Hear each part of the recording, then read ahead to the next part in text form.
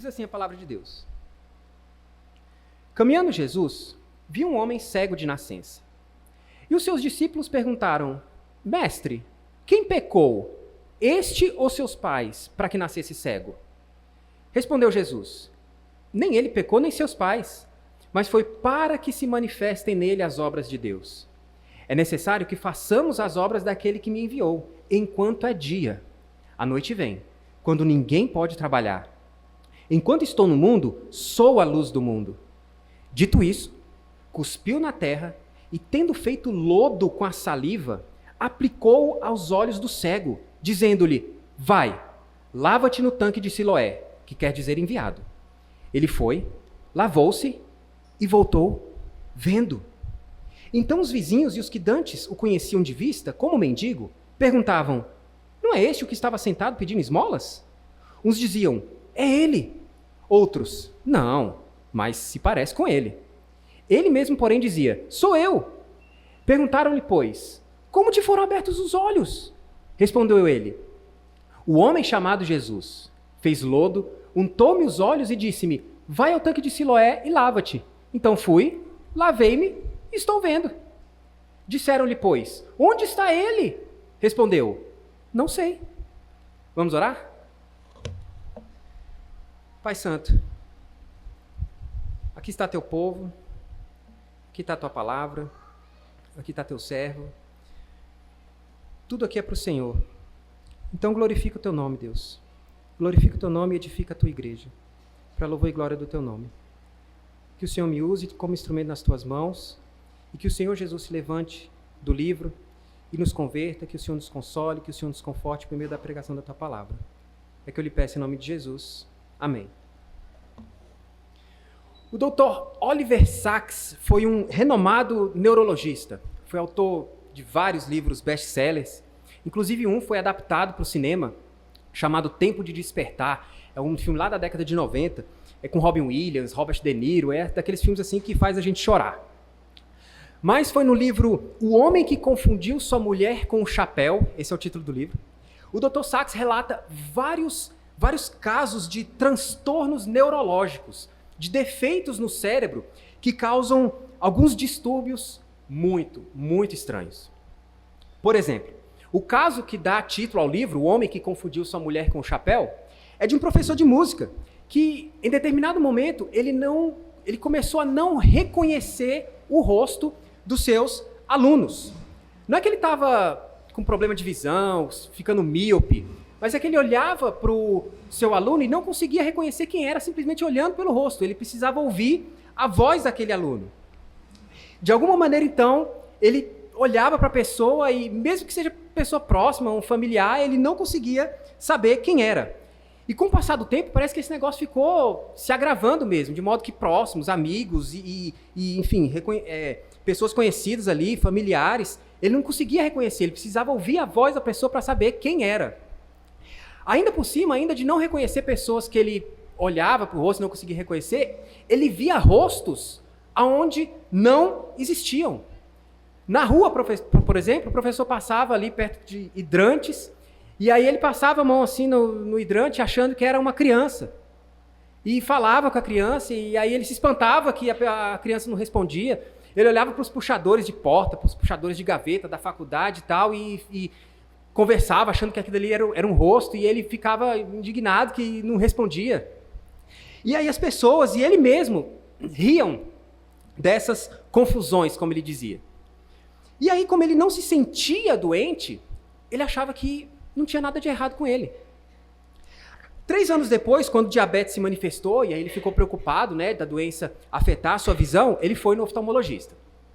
E aí o médico fez os exames e ele falou que não havia nada de errado com os olhos dele, mas havia algum problema com as partes visuais do seu cérebro. E aí o oftalmologista recomendou um neurologista, que foi o Dr. Oliver Sacks. E aí lá no neurologista, o Dr. Sacks notou que o professor de música era um homem muito culto, simpático, que falava bem. E aí perguntou para o homem: Então, professor, qual parece ser o seu problema? Ao que o homem respondeu: Que eu saiba, nenhum. E aí então o Dr. Sacks começou ali a rotina, né, de um exame neurológico, e em certo momento tirou o sapato do pé esquerdo do homem, arranhou a sola do pé com uma chave, né, para examinar os reflexos, e aí pediu então para o professor colocar o sapato de volta. E aí foi aí que aconteceu um negócio bizarro. Enquanto o neurologista estava arrumando ali um outro aparelho para continuar os exames, ele notou que o professor não havia colocado o sapato. E aí ele perguntou para o homem, eu posso ajudar você? E aí o professor, ajudar? Ajudar quem? Ajudar com o quê? Ajudá-la a calçar o sapato? E aí o homem, é mesmo, eu tinha esquecido do sapato. O sapato? O sapato? Aí o doutor, o seu sapato, você talvez queira calçá-lo. E aí o homem ficou olhando para baixo. Só que ele não ficou olhando para o sapato. Até que em determinado momento ele fixou o olho para baixo e olhou para o seu pé. E aí ele disse, esse é o meu sapato, não é? Aí o Dr. Sachs, não, esse é o seu pé. Ali está o seu sapato. E aí o homem, eu pensei que aquele fosse meu pé. E aí quando a consulta terminou, o professor começou a olhar em volta ali, procurando seu chapéu, até que ele estendeu a mão, segurou a cabeça da esposa e tentou erguê-la para colocar na sua própria cabeça. O homem confundiu a sua mulher com o chapéu. Como é que pode um negócio desse? Em outra ocasião, o Dr. Sachs entregou uma luva para esse paciente. E aí perguntou, o que é isso? E aí o homem pegou a luva, começou a analisar e aí disse, é uma superfície contínua, envolta em si mesma. Parece que tem 5 bolsinhas protuberantes. É algum tipo de recipiente? Ao Dr. Sachs, sim, é um recipiente, mas o que ele guarda? E aí o homem, tem muitas possibilidades. Poderia ser um porta-moedas para 5 tamanhos de moedas diferentes. E aí o Dr. Sachs, peraí, não parece familiar? Não acha que isso poderia caber numa parte do seu corpo? E aí o homem não conseguia reconhecer o que era, até que em determinado momento ele calçou a luva ali por acidente e aí falou, meu Deus, é uma luva! Gente, como pode uma coisa dessa? Aquele homem enxergava muito bem, mas ele não via as coisas. Em virtude de algum tumor ou algum processo degenerativo ali na parte visual do cérebro, ele perdeu a capacidade de reconhecer a realidade, de identificar coisas, de identificar rostos. No último encontro, aquele professor se vira para o médico, para o Dr. Sachs e fala, bem, Dr. Sachs, o senhor me julga um caso interessante, eu posso perceber. O senhor pode me dizer o que o senhor vê de errado? Olha só, apesar do seu evidente problema, ele não conseguia perceber, não conseguia reconhecer que havia algo de errado com ele. De certa maneira, aquele homem era cego para a sua própria cegueira. Irmãos, o que a gente tem nesse sinal aqui, nesse milagre, é algo muito parecido. De um lado, nós temos alguém que, diante da realidade de quem é Jesus, consegue reconhecer quem é Jesus, consegue responder de acordo com essa realidade. Por outro lado, nós temos outros, que nós vamos ver, que apesar da evidente realidade de quem é Jesus, não conseguem reconhecê-lo e desprezam que há algo de errado com eles mesmos. Eles são cegos para a própria cegueira. Então, antes da gente entrar aqui no texto, a gente precisa lembrar do propósito de João registrar esses 7 milagres, né, como eu falei. E ele fala lá no capítulo 20, versos 30 a 31, que Jesus fez diante dos discípulos muitos outros sinais que não estão escritos neste livro, mas que os que estão escritos aqui neste livro, esses 7, foram registrados para quê? Para que os leitores creiam que Jesus é o Cristo, que ele é o Filho de Deus, e para que, crendo, tenham vida em seu nome. Então esse é o propósito de João escrever os 7 milagres. E é interessante João utilizar o termo sinal para falar acerca do milagre. Se você já foi no Guará, entrando ali pelo Guará 1, né? Se você for visitar ali o Guará, entrando pelo Guará 1, ali pela IPTG, uma das primeiras coisas que você vai ver vai ser o quê? Os arcos dourados, né? O famoso M do símbolo do McDonald's. Uma das primeiras coisas que você vê. Se você tiver com fome, você não vai lá e morde o símbolo. Você não morde a placa. Vai ser muito estranho se você fizer, né? Aquilo ali é o quê? É um sinal. Ele aponta para uma realidade além deles. Aponta para algo mais sublime, mais excelente. Aponta para aquilo que vai realmente matar a sua fome. O João está falando que os milagres são assim. Os milagres são sinais. eles não apontam para si mesmos, mas eles apontam para algo mais sublime, para algo mais excelente, para aquilo que realmente nos cura, para aquilo que realmente nos alimenta, para aquilo que nos sacia, que é o Senhor Jesus. Então a cura do cego, portanto, revela quem é Jesus. Ele é quem? Ele é o Messias. Ele é o Salvador prometido por Deus. Ele é o próprio Filho de Deus. Ele estava no princípio com Deus. E a cura, então, do homem cego de nascença, objetiva o quê? Gerar ou fortalecer a fé no Messias. O milagre, então, ele não pode ser separado, nenhum milagre pode ser separado da identidade de Jesus, de quem é Jesus, de que ele é o Messias e da fé em Jesus. Porque os milagres têm exatamente esse propósito, de revelar quem é Jesus e a fim de que as pessoas creiam em Jesus. Então, nesse relato aqui da cura do cego de nascença, tem muitos temas aqui que a gente poderia abordar, mas o nosso foco aqui vai ser exatamente esse. O objetivo do sinal é fazer o quê? Com que nós creiamos que Jesus é o Cristo, que é o Filho de Deus, e que crendo tenhamos vida em seu nome. Outra coisa que a gente precisa entender é qual é o contexto desse sinal específico aqui no Evangelho de João. Jesus não fala e também não faz nada à toa. E o apóstolo João, ele também não organiza o seu evangelho aqui de forma aleatória, de qualquer jeito. O que aconteceu então para Jesus operar esse milagre? Esse sinal aqui, ele está ligado com o que aconteceu na festa dos tabernáculos, cujo relato aí no evangelho de João começa lá no capítulo 7, verso 14, quando Jesus chega no templo de Jerusalém e já está acontecendo ali a festa.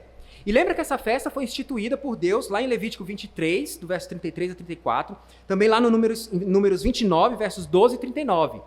E essa festa deveria lembrar aos israelitas de que quando Deus havia tirado o seu povo do Egito, ele os fez habitar em tendas, em cabanas, em tabernáculos.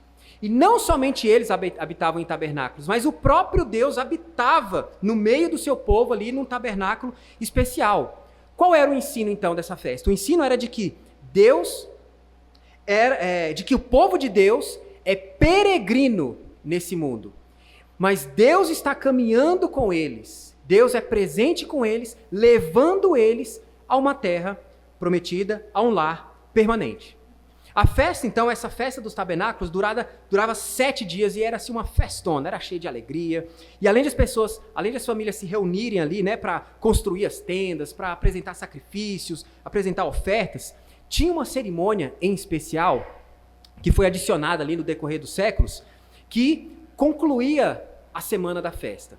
O estudioso John Sittema explica que no início do último dia, 4 candelabros imensos, de 25 metros de altura, eram colocados numa área do templo ali, conhecido como Pátio das Mulheres.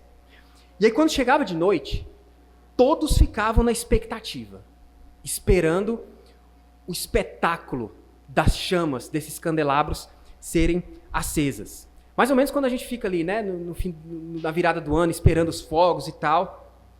E aí, finalmente, quando aquele fogo, o fogo dessas lâmpadas acendia, a luz que radiava delas era extremamente brilhante.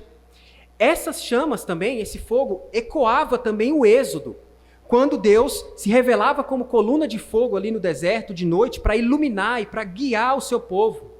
E um dos textos judaicos que fala sobre a luz desses candelabros diz que não havia terraço em Jerusalém que não fosse iluminado por sua luz. Então é nesse contexto em que aquela luz brilhava na cidade de Jerusalém que Jesus fala para o povo: eu sou a luz do mundo.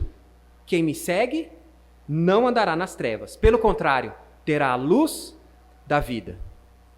O Senhor Deus, que havia guiado e iluminado o seu povo durante a noite no deserto, havia se encarnado. Ele não iria agora somente iluminar uma nação, mas agora ele iluminar o quê? O mundo. É claro que depois de uma declaração dessas de Jesus, acontece o quê? Acontece uma controvérsia. Aí os fariseus tentam apedrejar Jesus, porque ele diz claramente que é o próprio Deus, lá em João 8,58, quando ele fala: antes que Abraão existisse, eu sou. Só que aí Jesus consegue sair do templo, passa algum tempo ali, Jesus está caminhando por Jerusalém, provavelmente próximo do templo, e aí ele vê quem? Um homem cego de nascença. Como é que você explica para esse homem, para um cego de nascença, o que aconteceu na última noite da festa dos tabernáculos? Como que você explica para ele todo o simbolismo daquelas chamas, de que Deus iluminou o seu povo durante a noite, sendo que aquele homem só conhece trevas? Como explicar que agora esse Deus encarnou-se e ele é a luz do mundo? Como é que você explica o que é luz para alguém que nunca viu? Além da privação física que esse homem sofre, ele também sofre da privação material. Diz aí o verso 8 que o cego pedia esmolas. E nessa época, se a família de um cego não tivesse condições de sustentá-lo, o único meio que restava ali para a pessoa sobreviver era a mendicância. Era depender inteiramente da misericórdia de outros. E Jesus vê esse homem. Então, nessa primeira parte aqui que a gente vai ver a cura da cegueira, que vai até o verso 12 que nós lemos. E depois a gente vai continuar com o texto. E aí veja aí no verso 2, ao mesmo tempo, né, que aqueles discípulos estão enxergando, os discípulos de Jesus estão enxergando aquele homem, eles não estão vendo aquele homem. Ou seja, eles não estão interessados ali na pessoa, eles não estão interessados na condição, no sofrimento daquele cego. A situação daquele homem ali, ao invés de mover o coração deles a ajudá-lo, se torna o quê? Se torna um caso de uma curiosidade e análise teológica. E essa pergunta que eles fazem aí, quem pecou para que ele nascesse cego, ele ou seus pais, reflete exatamente o pensamento teológico dos dias. Ou seja, que a doença ou o sofrimento são consequências diretas de algum pecado que ou a própria pessoa ou os pais dessa pessoa cometeram. Então, se o sujeito nasceu cego, ou ele havia pecado enquanto estava no útero, e alguns rabinos ensinavam isso, ou os pais pecaram de uma forma que a punição ou as consequências desse pecado passaram para aquele menino, passaram para aquele cego. Em resumo, então, o sofrimento daquele homem é consequência do quê? É consequência direta de um pecado específico. E esse pensamento não é novo. O exemplo de Jó é clássico. Jó passa sofrimentos terríveis, inimagináveis, e os seus amigos passam o tempo todo tentando fazer essa conexão. Ô Jó, você está sofrendo porque você cometeu um pecado. É por causa de um pecado que você cometeu. Ou seja, os discípulos de Jesus aqui, eles estão pensando da mesma forma que os amigos de Jó. Eles não progrediram no pensamento. Só que Jesus disse que não é nada disso. Não somente essas duas opções estão erradas, ou seja, que o sofrimento daquele homem não é consequência de um pecado específico dele ou dos seus pais, mas o próprio raciocínio dos discípulos está errado. Os discípulos estão pensando nas causas do sofrimento. Qual é a causa da cegueira? Mas Jesus responde com o quê? Com o propósito. Com o propósito da cegueira. Foi para que se manifestem nele as obras de Deus. E também é o que acontece com Jó. No final do livro de Jó, quando Deus se revela ali a Jó, mostrando toda a sua grandeza, seu poder, sua sabedoria, o Jó responde o quê? Eu te conhecia só de ouvir, mas agora os meus olhos te veem. Ou seja, agora eu sei quem o Senhor é. Eu conheço mais o Senhor. O Jó, ou seus pais que sejam, não deram causa ali ao seu sofrimento. O sofrimento de Jó, nesse sentido, não tinha causa, mas ele tinha um propósito. Jó saiu do sofrimento mais íntimo de Deus. E o sofrimento, irmãos, pode ser inexplicável. Pode não ter causa, mas sempre tem um propósito. Sempre tem um propósito, que é manifestar as obras de Deus. Então veja, toda doença, todo pecado, todo sofrimento, aliás, ele tem sim como causa o pecado original. São consequências, sim, da rebelião de Adão e Eva. Por eles serem representantes de toda a humanidade, de representarem Deus também, no cuidado e no desenvolvimento ali da criação, as consequências da obediência ou desobediência de Adão e Eva se espalharia para todos nós, para toda a criação. Então, sim, existe essa conexão geral entre o pecado de Adão e os nossos sofrimentos atuais. E a Bíblia mostra também que uma doença pode ser, sim, a consequência de um pecado específico. Por exemplo, Miriam ficou leprosa ali depois da sua revolta contra a liderança de Moisés, em Números 12. Só que vários textos na Bíblia mostram que uma doença ou sofrimento não são necessariamente consequências ou punições de um pecado específico. que a pessoa praticou. Tampouco seja consequência do pecado dos pais. E o caso de Jó e desse cego aqui de nascença são exemplos disso também. Mas o nosso problema é que a gente sempre faz essa conexão, né? A gente sempre faz isso, a gente sempre tenta pensar como os amigos de Jó. Acontece alguma coisa, a gente pensa, por que isso está acontecendo comigo? O que eu fiz de errado? O que eu pratiquei? Qual pecado que eu fiz? Ou qual pecado que meus pais fizeram para que eu esteja passando por isso? E às vezes a gente faz isso com os outros, né?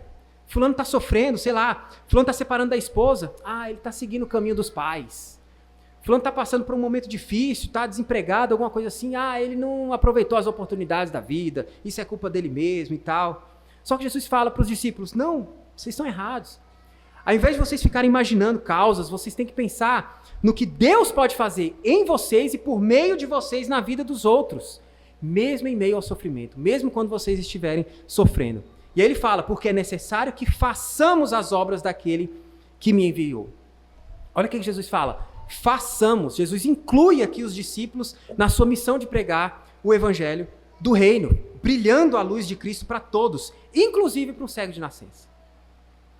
E aí eles devem trabalhar nessa missão enquanto é dia, ou seja, enquanto Jesus, a luz do mundo, está ali com eles. Por quê? Porque vai ter um momento que Jesus vai ser morto.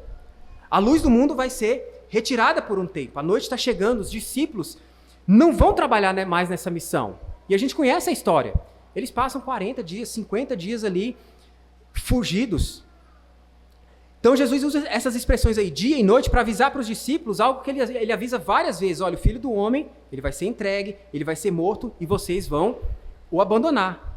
Até claro, né? Eles recebem o Espírito Santo e aí eles continuam a espalhar a luz de Cristo para todos. Mas o que Jesus faz aqui é enfatizar a importância, a necessidade dos discípulos de aproveitarem cada momento com ele, cada oportunidade para pregar o evangelho, para amar o próximo, ao invés de ficarem presos em discussões sobre quem pecou primeiro e etc, etc.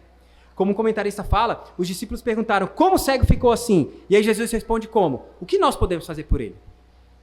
Então Jesus faz alguma coisa para aquele homem. Jesus cospe na terra, e aí ele faz uma lama ali com a mistura e coloca nos olhos do cego. E a pergunta que a gente faz é, por que Jesus fez isso? Por que Jesus pegou essa lama? E aí nos evangelhos, Jesus usa vários métodos para curar. Ele fala e a pessoa é curada. E algumas vezes até a longa distância, né? Ele toca e a pessoa é curada. Alguém toca nele e a pessoa é curada. Jesus usa só saliva e a pessoa é curada. E aqui o método que ele escolheu foi essa lama feita de cuspe e terra. Por quê? E aí os comentaristas dão várias sugestões, né? A gente não sabe exatamente por que Jesus faz isso, mas tem uma sugestão muito interessante. O apóstolo João, no começo do seu evangelho, diz que no princípio era o verbo, e o verbo estava com Deus, e o verbo era Deus. Todas as coisas foram feitas por intermédio dele, e sem ele nada do que foi feito se fez. E o verbo se fez carne e habitou entre nós. Então Jesus é o Deus Criador encarnado. E o começo do evangelho de João nos remete ao começo do livro de Gênesis. E lá no início diz que Deus pegou o pó da terra e criou o homem. Então a cura do homem cego de nascença é um milagre o quê? É um milagre criador.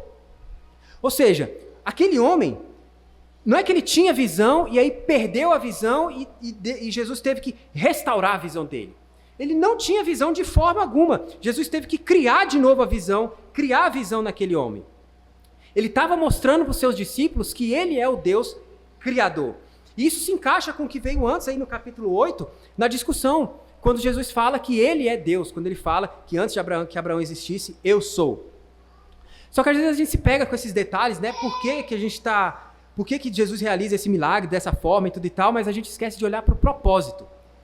E aí Jesus então coloca a lama nos olhos daquele homem e ele fala para se levar no tanque de Siloé. E na Palestina, chove cerca de entre 50 e 60 dias por ano. O resto do ano é seca. Mais ou menos o que a gente passa aqui em Brasília, né? Chove 50, 60 dias no ano. E aí esses tanques que ficavam lá na cidade eram cruciais para o povo. Além de garantir fonte de água, caso a cidade fosse ali sitiada por um exército inimigo. E aí João coloca o significado da palavra Siloé. Ele fala que quer dizer enviado.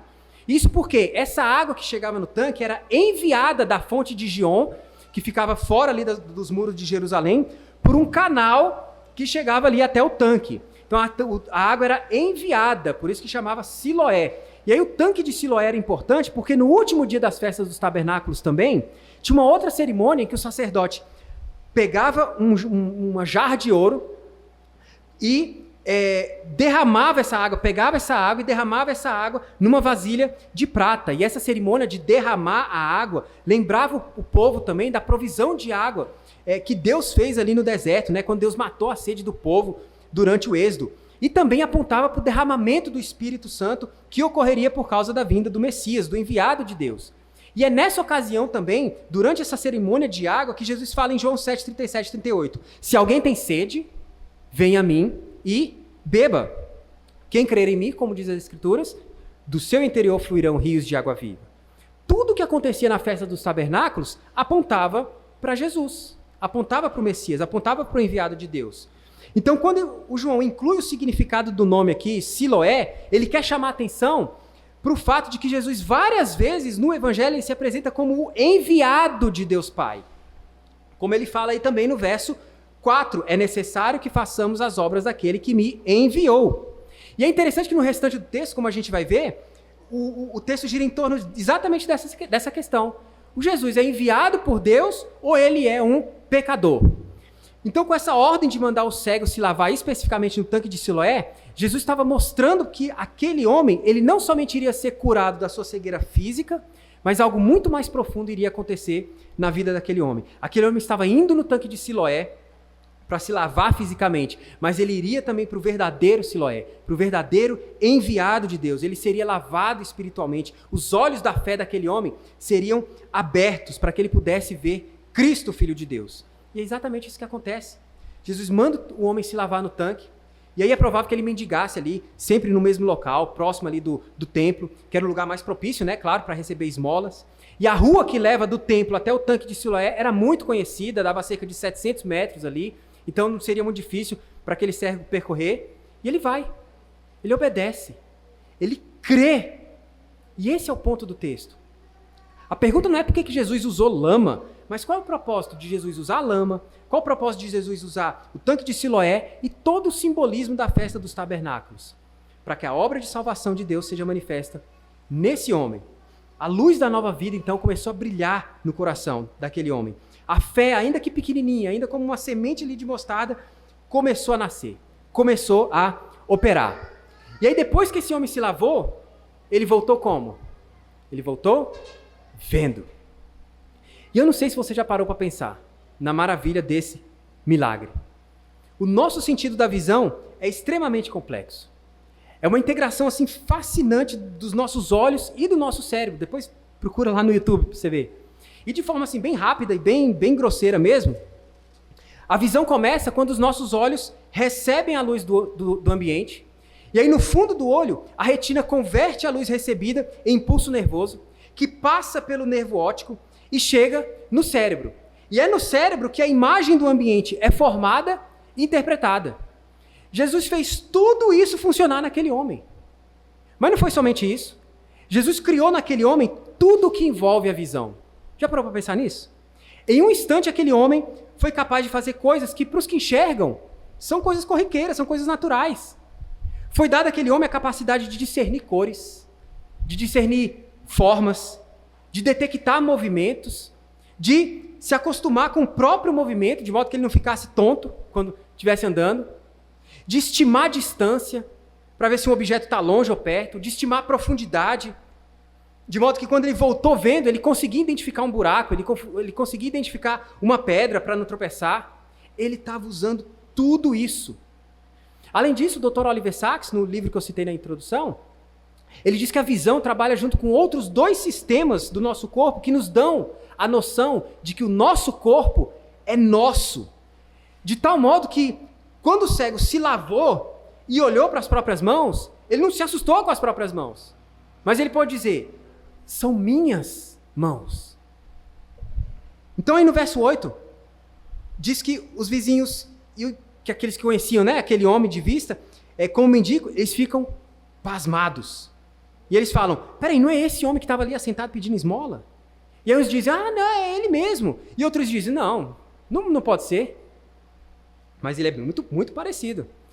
E aí, né, toda a dúvida se dissipa quando o próprio homem fala, não, gente, sou eu mesmo. E aí é claro que aquele pessoal quer saber como é que aquele homem ganhou a visão, como é que isso aconteceu. E aí, claro, o contexto aqui nos leva a concluir que a pergunta deles, né, como te foram abertos os olhos, é mais de admiração, de espanto, né, do que duvidar, de investigar como vai acontecer logo em seguida.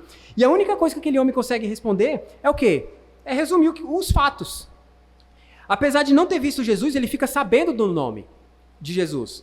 Talvez alguém contou para ele, ou ele mesmo tenha ouvido ali nas conversas, né? A gente não sabe como.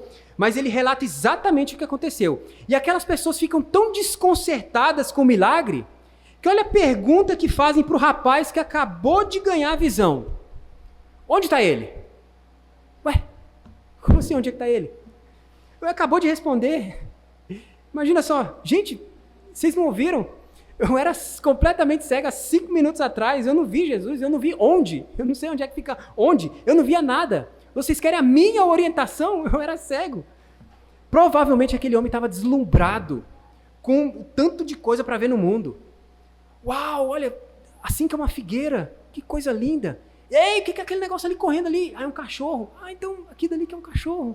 Me dá um espelho, eu quero ver meu rosto. Uau, e esse céu? E esse céu, que cor maravilhosa é essa que Deus fez? É claro que ele não sabe onde está Jesus. Ele não viu Jesus. Então eles decidem, aquele pessoal decide levá-lo a quem supostamente possa explicar o que aconteceu. Ou então lançar luz sobre o ocorrido. E aí dos versos 13 a 34 a gente vai ver a investigação do milagre. E aí, claro, né, como essa parte aqui ela é bem mais dinâmica, vai ser mais rápido. Eu vou pedir para os irmãos lerem do verso 13 ao verso 16. João capítulo 9, versos 13 a 16, enquanto eu bebo uma aguinha aqui. Vamos lá. 1, 2, 3.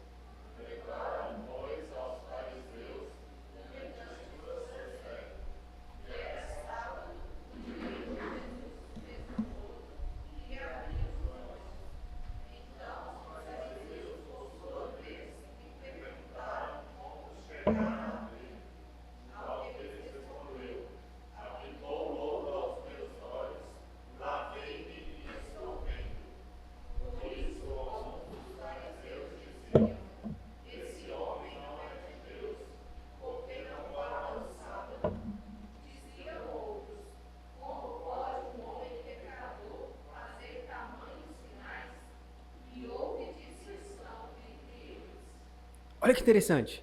Um grupo de fariseus já está convencido de que sua interpretação do que pode ou não pode fazer no sábado está correta. Daí, uma vez que na visão deles Jesus quebrou o mandamento de guardar o sábado, Jesus não pode ser alguém enviado de Deus. Já outro grupo de fariseus começou a notar um negócio estranho. Eles começaram a perceber o que Nicodemos, lá em João capítulo 3, já havia percebido. Lembra que Nicodemos encontra-se com Jesus de noite e diz para ele: sabemos que é mestre vindo da parte de Deus. Por quê? Porque ninguém pode fazer esses sinais que tu fazes se Deus não estiver com ele. Então esse grupo aqui de fariseus, ainda que hesitante, eles estão pensando, não, peraí, talvez a gente tenha que investigar esse negócio direito. E aí tem que? Tem uma dissensão, há uma divisão entre os fariseus sobre quem é Jesus. Jesus é pecador ou ele é um enviado por Deus? E essa dissensão se estende até o capítulo 10. Depois que Jesus diz que ele é a porta das ovelhas, que ele é o bom pastor, diz lá os versos 19 e 21, olha só, capítulo 10, 19 e 21. Por causa dessas palavras, rompeu nova dissensão entre os judeus. Muitos deles diziam: ele tem demônio e enlouqueceu, por que o ouvis? Outros diziam: este modo de falar não é de endemoniado. Pode, porventura, olha só, um demônio abrir os olhos aos cegos? Veja que esse milagre foi algo impactante. Mas eles têm dúvidas ainda sobre Jesus. Então eles resolvem perguntar para o ex-cego, né? E a narrativa, então, continua, versos 17 a 23. De novo perguntaram ao cego: que dizes tu a respeito dele, visto que te abriu os olhos? Que é profeta, respondeu ele. Não acreditaram os judeus que ele fora cego e que agora via, enquanto não lhe chamaram os pais. E os interrogaram: é este o vosso filho, de quem dizeis que nasceu cego? Como, pois, vê agora? Então os pais responderam: sabemos que este é o nosso filho e que nasceu cego, mas não sabemos como vê agora, ou quem lhe abriu os olhos, também não sabemos. Perguntai a ele, idade tem, falará de si mesmo. Isto disseram seus pais porque estavam com medo dos judeus, pois estes já haviam assentado que, se alguém confessasse ser Jesus o Cristo, fosse expulso da sinagoga. Por isso é que disseram os pais: ele idade tem? Interrogai-o. Veja que, por um momento, a dúvida sobre quem é Jesus é suspensa. E aí coloca-se em investigação o testemunho do ex-cego e dos vizinhos. Não, peraí, esse homem pode estar mentindo. Os vizinhos devem ter se enganado. Vamos perguntar então para os pais dele. Para os pais dele, se ele realmente é cego de nascença mesmo, se ele era cego de nascença. Só que o que acontece? Os pais confirmam. Não, esse é nosso filho mesmo, e ele nasceu cego. Só que aí eles ficam com medo de falar que foi Jesus que curou. Por quê? Se no decorrer do interrogatório ali, eles dissessem que Jesus era o Messias, eles seriam expulsos da sinagoga. E essa excomunhão, essa expulsão, significava exclusão da vida religiosa, exclusão da vida social, da vida econômica. E se para quem tinha um filho cego, que vivia como mendigo, se a vida já não era fácil, imagina, ser expulso dessa maneira, né? Quão mais difícil seria. E essa situação, irmãos, nos lembra que pode acontecer sim, de na nossa caminhada nos depararmos com decisões assim. A gente confessa que Jesus é o Cristo e segue a ética do reino de Deus, ou a gente vai ceder diante do temor dos homens para não perder prestígio, de repente perder um cargo, ou então permanecer relevante ali na nossa bolha ali da rede social. Verso 24 a 26. Então, chamaram pela segunda vez o homem que fora cego e lhe disseram: dá glória a Deus, nós sabemos que esse homem é pecador. Ele retrucou: se é pecador, não sei. Uma coisa eu sei, eu era cego e agora vejo. Perguntaram-lhe, pois, que te fez ele? Como te abriu os olhos? E essa expressão aí, dá glória a Deus, quer dizer algo como, diante de Deus, confesse e diga a verdade. Nós sabemos que esse homem é pecador. Repare quantas vezes eles vão falar, nós sabemos que esse homem é pecador. Então veja que eles já têm assim a convicção de que Jesus é pecador, de tal modo que se alguém disser que ele é um enviado de Deus, essa pessoa vai ser sim expulsa da sinagoga. Eles estão usando a autoridade deles, abusando da autoridade deles, para que o ex-cego confirme a posição que eles já tomaram. Apesar dos sinais que Jesus está fazendo, apesar do testemunho do ex-cego, apesar do testemunho dos pais do ex-cego, dos vizinhos, eles olham para Jesus, eles olham para o Messias e enxergam um impostor. Eles estão olhando para o próprio pé, achando que é o sapato. Mas aquele homem, ele não quer saber da discussão. E aí ele dá uma resposta muito simples, e que eu acho maravilhosa. Olha, eu só sei de uma coisa. Eu era cego e agora eu estou vendo. E aí os fariseus pressionam mais. E aí perguntam de novo para aquele homem como é que ele foi curado. Como se quisesse dizer, não, peraí, conta de novo como é que ele te curou. Para você cair em contradição. E aí a gente mostrar que você está mentindo. E aí ele responde, verso 27 a 33. Ele lhes respondeu: já vos disse e não atendeste. Por que quereis ouvir outra vez? Porventura quereis vós também tornar-vos seus discípulos? Então o injuriaram e lhe disseram: discípulo dele és tu, mas nós somos discípulos de Moisés. Sabemos que Deus falou a Moisés, mas este nem sabemos de onde é. Respondeu-lhes o homem: nisto é de estranhar, que vós não saibais de onde ele é, e contudo me abriu os olhos. Sabemos que Deus não atende a pecadores, mas pelo contrário, se alguém teme a Deus e pratica a sua vontade, a este atende. Desde que há mundo, jamais se ouviu que alguém tenha aberto os olhos a um cego de nascença. Se este homem não fosse de Deus, nada poderia ter feito. Olha que interessante. O raciocínio desse homem é muito claro. Primeiro ele faz até um comentário meio que zombeteiro, né, para os fariseus. Peraí, vocês querem ouvir de novo? Não, vocês querem ser discípulos de Jesus também, não é? E aí os fariseus o insultam. E aí falam, discípulo dele é você. Como se fosse algo ruim, né, ser discípulo de Jesus. E aí eles falam, nós sabemos que Deus falou a Moisés, mas quanto a esse, nem sabemos de onde ele é. Eles parecem saber muitas coisas, mas o principal, eles não sabem. E aí então o ex-cego diz para os fariseus que, para quem se dizia conhecedor de Deus, conhecedor das Escrituras, era muito estranho que eles não soubessem dizer se Jesus era enviado por Deus ou se era pecador, já que de acordo com o Antigo Testamento, quem é que praticava os milagres no Antigo Testamento? Os profetas, os enviados de Deus. Além disso, Jesus fez algo inédito.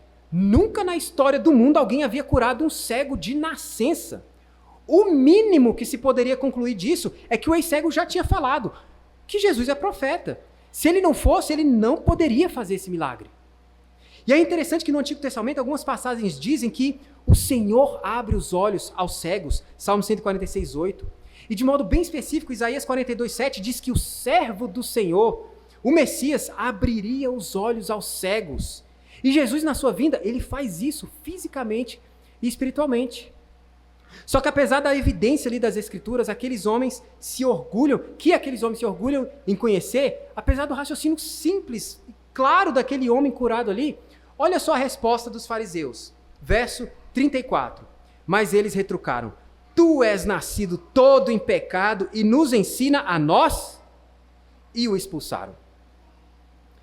Veja que essa resposta aqui está carregada de desprezo, está carregada de orgulho. Tu és nascido todo em pecado.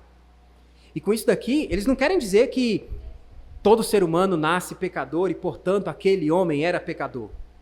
Lembra que a crença era de que se alguém nasceu cego, era por causa de um pecado próprio ou dos pais dele. Então, ao dizer que aquele homem era nascido todo em pecado, eles estavam diminuindo, estavam ofendendo aquele homem, fazendo uma referência cruel à cegueira de nascença dele. Só que olha só a ironia. Com isso, eles estão admitindo que ele nasceu cego.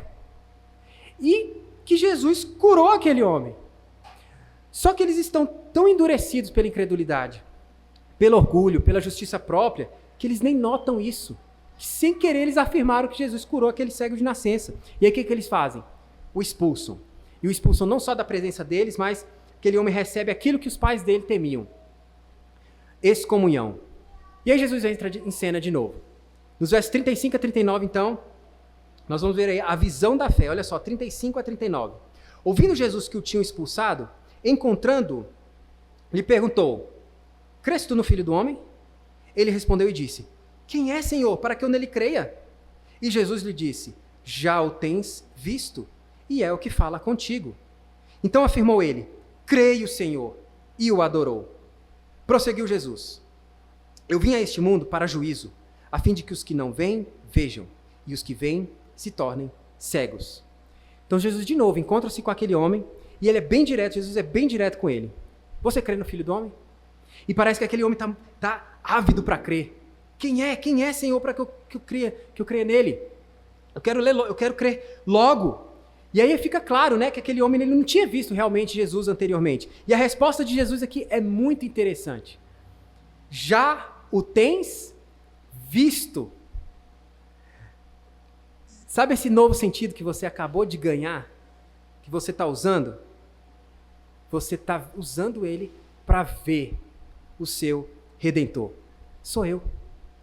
E aí aquele homem, diante da realidade de quem é Jesus, ele reconhece que ele é Senhor. Reconhece que Jesus é o Filho de Deus, que ele é o Cristo, e responde de acordo com essa realidade. O que aquele homem faz? Ele crê, ele tem fé, e ele adora. Eu creio, e o adorou. E aí Jesus, no verso 39, ele resume o que aconteceu aqui nesse capítulo. Os que eram cegos espiritualmente, tiveram os olhos da fé abertos. E aqueles que pensam que enxergam, estão na verdade onde? Nas trevas espirituais. Porque rejeitaram aquele que é a luz do mundo. E aí, por fim, nos versos 40 a 41, nós vemos a cegueira da incredulidade. Olha só, versos 40 a 41. Vou pedir para os irmãos lerem. Versos 40 e 41. Vamos lá. 1, 2, 3.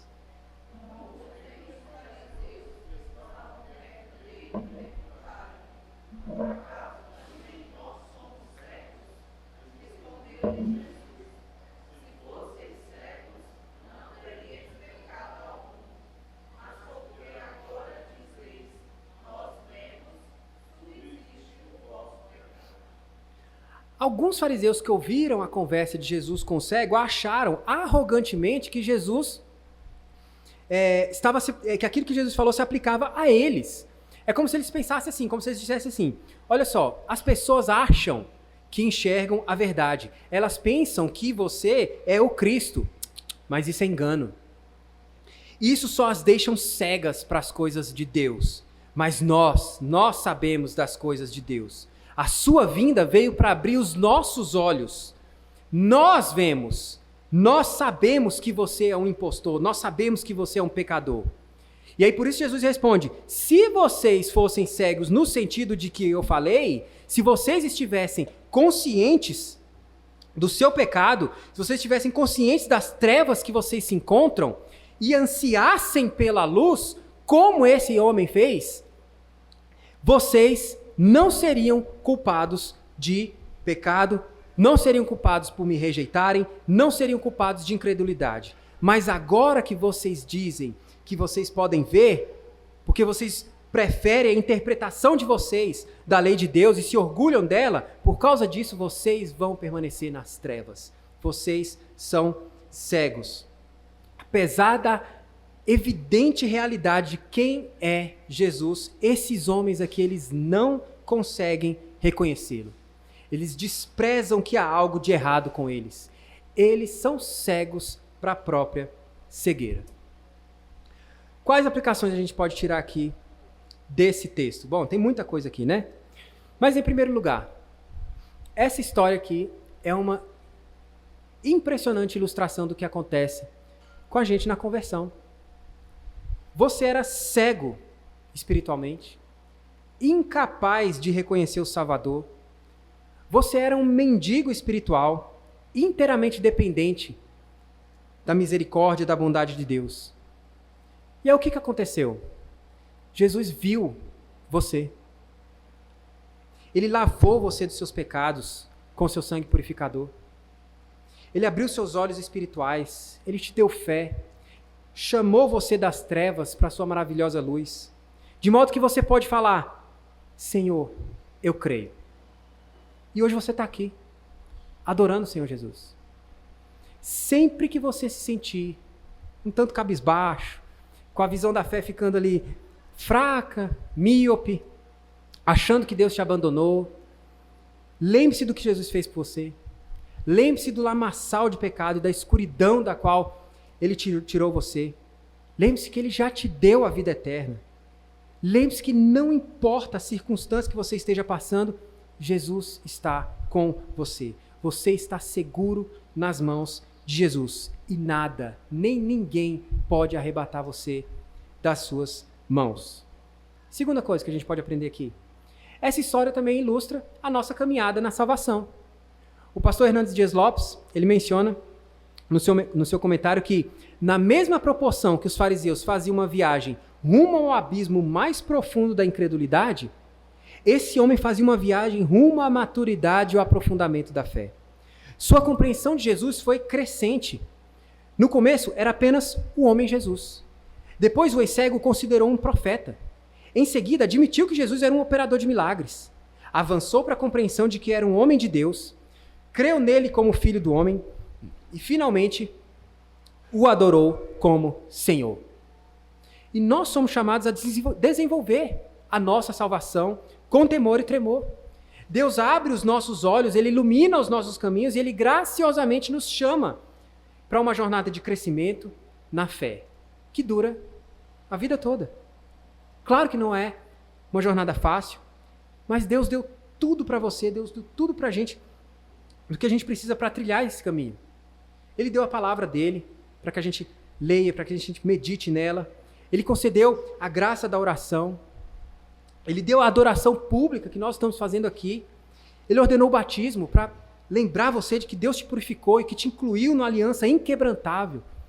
Ele deu a ceia para você lembrar de que a salvação custou a vida de Cristo e também para você ansiar, para você esperar a volta dele. Deus colocou você numa estrada com um monte de peregrino em êxodo para que a gente caminhe junto em comunhão, ajudando, sustentando, animando um ao outro.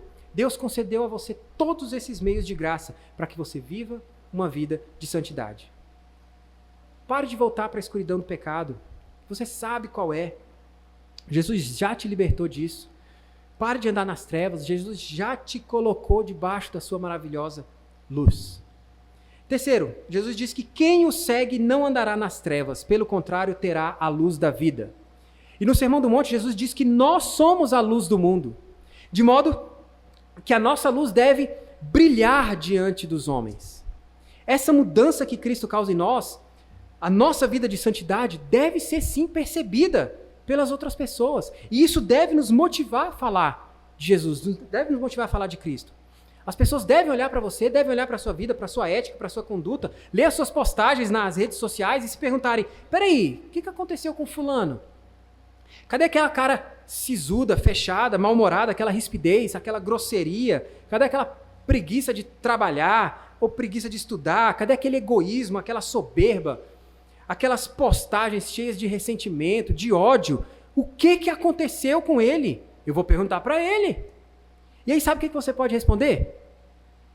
O homem chamado Jesus, Deus de Deus, luz da luz, me encontrou, me limpou, abriu os meus olhos. Eu era cego e agora vejo. Jesus incluiu você na missão de pregar o evangelho do reino, de brilhar a luz de Cristo a todos.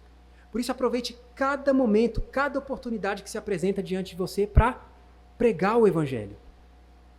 Irmãos, que Deus continue nos abençoando, que Deus fortaleça essa igreja, que Deus fortaleça a nossa fé, que Deus abra de fato os olhos da nossa fé para que a gente possa sempre olhar para o nosso Redentor. Amém?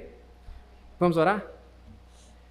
Pai Santo, te agradecemos, Deus, pela Tua palavra, que o Senhor continue fortalecendo a nossa fé, que o Senhor faça conosco o que o Senhor fez com esse homem há tanto tempo atrás, Deus, que o Senhor abra os nossos olhos e que nós consigamos perceber que o Senhor é o nosso Redentor e que essa visão jamais nos falte, Pai. Que o Senhor nos ajude em nome de Jesus. Amém.